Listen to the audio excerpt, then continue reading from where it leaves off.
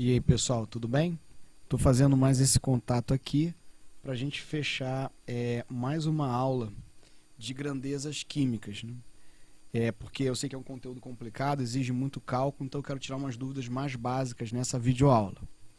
Então, inicialmente, vira e mexe, aparece o conceito de massa molar. Então, a massa molar é um valorzinho que diz o valor em gramas para 1 mol de qualquer material. E existe questão que é só fazer isso aqui.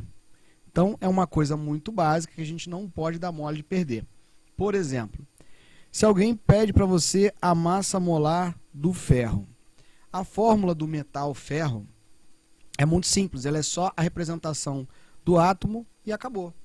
Então, não tem muito estresse. O que você vai fazer? Você vai até a tabela periódica para procurar o ferro. O ferro está aqui. E você vai pegar a massa atômica dele. Então, a massa atômica é o valor que aparece embaixo. Então, o ferro vale 56. Então, ele tem 56 gramas por mol. Está pronta a massa molar do ferro. Tá, vamos pensar outra coisa. E se fosse a massa molar do óxido ferroso, cuja fórmula é FeO? O que você vai fazer? Bom, ferro eu sei que é 56. E eu tenho um ferro e um oxigênio. A massa atômica do oxigênio, ó, segundo a legenda, qualquer tabela serve, é só você ir na legenda, tá? E a gente pega o valorzinho dele aqui do oxigênio também. Deixa eu tirar isso para cá, pronto. Bom, o ferro vale 56 e o oxigênio, segundo essa tabela, 16. Então, juntando os dois aqui, ó, 72. Então, daria 60 mais 12, 72 gramas por mol. Então, já calculei essas massas molares. Tem problema que isso já vem pronto? Tem. Tem problema que isso já vem no esquema. Agora, tem problema que você vai ter que calcular sozinho. Vamos pegar aqui agora, que sempre está em pauta quando a gente fala em chuva ácida. O trióxido de enxofre. O trióxido de enxofre, ó, o enxofre está aqui, a massa dele é 32. Eu tenho 3 oxigênios, então você vai ter que somar 16 3 vezes. 16 mais 16 mais 16. Ou antes você faz 16 vezes 3, dá 48. 48 mais 32, 80. Então está lá 80 gramas por mol. Aí vão ter algumas massas um pouquinho maiores. Por exemplo, olha aqui o sulfato de alumínio. Então como é que você faz? Vem aqui na tabela. Então, ó, são 2 alumínios. Cada alumínio vale 27. Então você vai fazer 27 mais 27. Eu tenho 3 enxofres. Ó, quando a gente tem um parêntese, esse número aqui multiplica por todo mundo. Então, se cada enxofre vale 32, é 3 vezes esse valor. Então, já vamos botar aqui, né? 32, 3 vezes, dá 96. E o oxigênio, que vale 16, eu tenho 12 oxigênios. Então, aqui, ó, eu tenho 12 vezes 16. Então, vou ter que resolver isso aqui tudo. Eu vou somar todos esses valores aqui e vou encontrar 342 gramas por mol. Então, tem muito caso que a questão do exercício ela já traz lá, o alumínio vale tanto. Aí você vem ali, coloca, acabou. Tem exercício que já vem ali, não fala nada. Você tem que fazer igual eu fiz agora. Você vem até aqui na tabela periódica, busca os valores e coloca ali e vamos embora. Tem exercício que sabe que já vem pronto, mas como eu disse, tem muitas coisas que podem ser feitas que só pede isso de vocês. O cara chega e pede a massa molar. E perder uma massa molar, né, não vale a pena, porque isso é muito fácil, é outra coisa. Tá? Então, massa molar é só você somar aquilo dali. Isso aqui vai ser a massa molar, é um dos conceitos mais importantes que tem. Quando a gente entrar depois em soluções, tudo vai depender desse conceito de massa molar. Então, é um conceito extremamente importante, tá bom? Esse é um detalhe que eu queria falar com vocês, que é a busca das massas molares na tabela. A outra coisa é esse cálculo que vai acontecer muitas vezes, né? Você vai receber a espécie química em mol, você tem que levar para massa, ou tem que levar para volume, no caso aqui, se for um gás, tá? Opa, peraí. Se for um gás, esse volume aqui só vale se for volume de gás, tá? Uma conversão que vai ser muito comum é a gente ter que converter mol em massa. Especificamente a massa em gramas. Isso vai acontecer muitas vezes. Como isso aqui é muito recorrente, existe uma formulazinha rápida para converter mol em massa, que é essa daqui, ó. Número de mols, aqui é N igual a M sobre MM. O que é esse N aqui? Esse N é quantos mols você tem. Esse M é a nossa massa em gramas. Esse MM é a massa molar que eu acabei de relembrar como é que calcula. Muitos problemas vêm direto. Então, como é que a gente vai usar isso? Então, se liga aqui. Vamos supor que o cidadão chegou para vocês e pediu assim, olha, eu quero saber quanto tem 0,2 mol de soda cáustica. Eu quero saber qual é a massa que está presente aqui. Ou seja, basicamente é converter uma grandeza na outra. Pô, mol para massa é muito rápido usar isso aqui, ó. Vamos usar essa formulazinha que eu acabei de colocar. Quantos mols tem? Tem 0,2 mol. Qual é a massa? É o que eu quero descobrir. Qual é a massa molar? Aí você, ou o problema vai te dar lá pronto, vai falar assim, ó, NaOH vale tanto. Ou ele vai falar, ó, Na vale 23, o O vale tanto, aí você vai e soma. Caso contrário, ó, o Na está aqui, ó, 23. O O, 16. Você não é obrigado a saber esses valores. E o H vale 1. Soma tudo aqui e dá 40. Então, ó, 40 gramas por mol. Essa é a massa molar da soda cáustica. Tá aqui, ó. Depois você chegou isso aqui, virou aqui, ó, uma equaçãozinha rapidinho, ó. Então, a massa é igual a 40 vezes 0,2. Então, aqui vai dar 8. Então, falar que eu tenho 0,2 mol é a mesma coisa que ter 8 gramas de soda cáustica. Então, são grandezas equivalentes. Então, isso vale muito a pena. Devia ser tudo em mol, né? Mol é muito mais prático, é um valor pequeno, direto. A massa já é um valor quebradinho. Mols de diferentes materiais, óbvio, vão ter massas diferentes. Então, esse panorama é muito importante que a gente tenha para poder fazer os cálculos.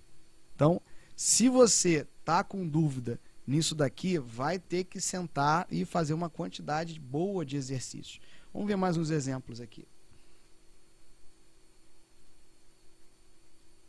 Começar a pegar um pouquinho mais pesado.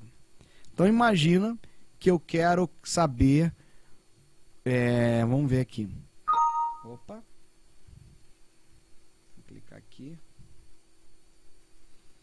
Qual a massa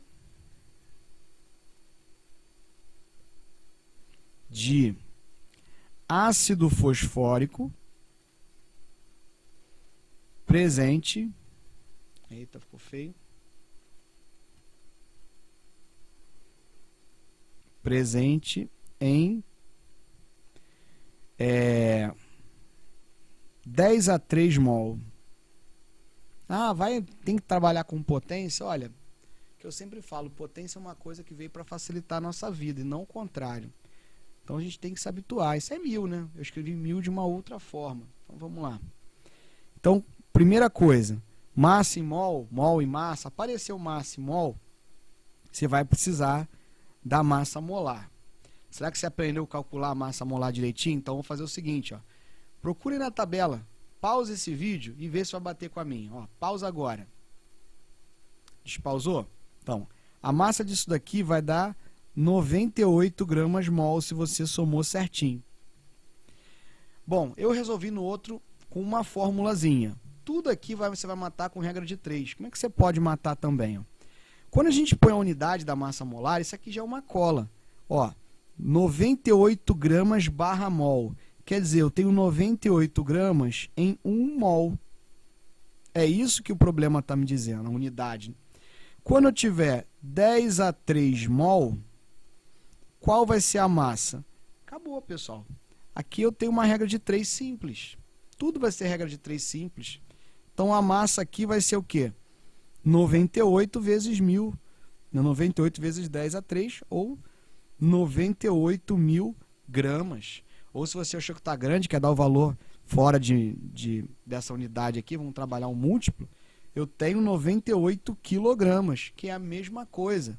Se você desejar, é claro, né? Você vai ter que ficar de olho no que o problema pede. Normalmente os problemas, eles dão assim, ó, eu quero que você me responda em grama, eu quero que você me responda, me dê resposta em tonelada. Tem que ficar esperto para esse tipo de coisa, tá bom? Então, resolvi por regra de 3. Vamos fazer outra aqui. Ó, vamos pegar aqui um problema diferente agora. Vamos pegar aqui quantos mols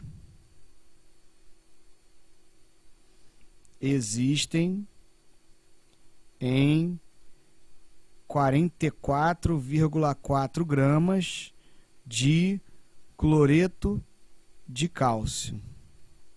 Vamos ver. Vamos resolver esse problema também. Ó. Ele quer mol e massa. Esses 3 últimos exemplos que eu fiz com vocês é tudo mol e massa. Eu podia simplesmente usar aquela fórmula número de mols é massa sobre massa molar, ou usar aqui, mas eu quero fazer de uma forma diferente. Isso aqui, ó, basicamente são as 4 grandezas de trabalho que a gente tem. Então, aqui o problema, ele está envolvendo mol e massa. Tá vendo aqui, ó, o que está aqui embaixo de mol? 1. Aí você bota 1 aqui. O que está embaixo de massa? Massa molar. Aí você bota a massa molar do cloreto de cálcio. Então, se você calculou direitinho a massa molar, ó, cálcio 40, cloro aqui, ó. Pausa o vídeo e vê se vai bater a sua massa com a minha. Beleza? Despausou? Tem que dar 111 gramas por mol. Então, a massa, 111. Aqui, ó, embaixo de massa, massa molar. E a segunda linha da regra de 3, os dados do problema. Então, ó, 44,4. Quantos mols eu tenho? De novo, eu cheguei a uma regra de 3 aqui. Eu posso resolver assim, ó. 44,4 sobre 111. Que, na realidade, vai bater com esse mesmo problema. Então, assim, a gente está dando volta, resolvendo de forma diferente, mas você não vai fugir da conta que você tem que fazer. Agora, a maneira que você precisa agir para usar a fórmula certa, que é o que vai diferenciar um do outro, tá bom? Então aqui, ó, se fosse 444 por 111 ia dar 4, né? Tem mais uma vírgulazinha, então aqui vai dar 0,4 mol. Mol é uma unidade de medida, então quando a gente põe ao lado do número, a gente não põe um S. Quando eu falo quantos mols, aí aqui, ó, tem um Szinho ali. Mas quando eu ponho ao lado do número, ele vira uma unidade. Aí não, unidade de medida nenhuma tem plural. É o pessoal que escreve quilogramas, aí bota um S, KGS. Não existe, está erradíssimo. Não pode, tá? Unidade de medida não tem plural. Então, o mol, além da palavra servir como a unidade de medida, ele também é o nome da grandeza, ele serve para os dois. Quando a gente está escrevendo por extenso, bota um Szinho. Quando não está escrevendo por extenso, você só coloca mol e fala mols, tá bom? Então aqui, resolvi o problema de 3 maneiras diferentes, de muitas vezes exagero. A maior transformação que vocês vão fazer o tempo inteiro é mol e massa. Não tenha dúvida que esse é o mais importante, tá? Vamos fazer mais um exemplo envolvendo um volume, que também é o segundo caso que vai aparecer mais. Então vamos virar aqui para outra tela e vamos pensar o seguinte. Eu quero saber qual a massa